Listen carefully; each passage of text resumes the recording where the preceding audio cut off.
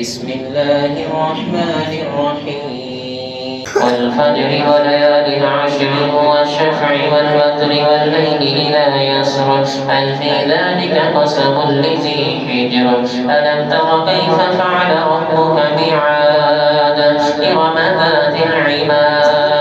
التي لم يخلق مثلها في البلاد وثمود الذين جابوا الصخر بالواد وفرعون ذي الأوتاد الذين طغوا في البلاد فأكثروا فيها الفساد فصب عليهم ربك صوت عذاب إن ربك لبالمرصاد فأما الإنسان إذا ما ابتلاه ربه فأكرمه ونعمه فيقول ربي أكرمن وأما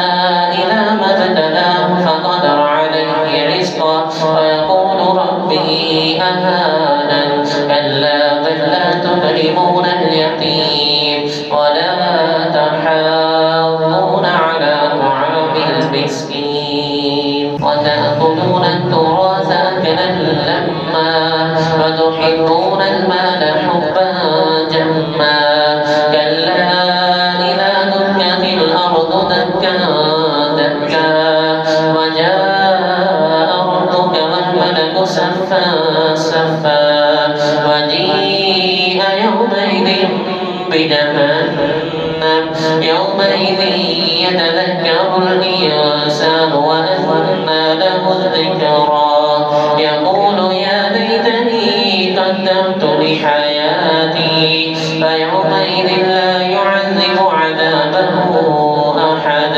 ولا يوثق وثاقه أحد يا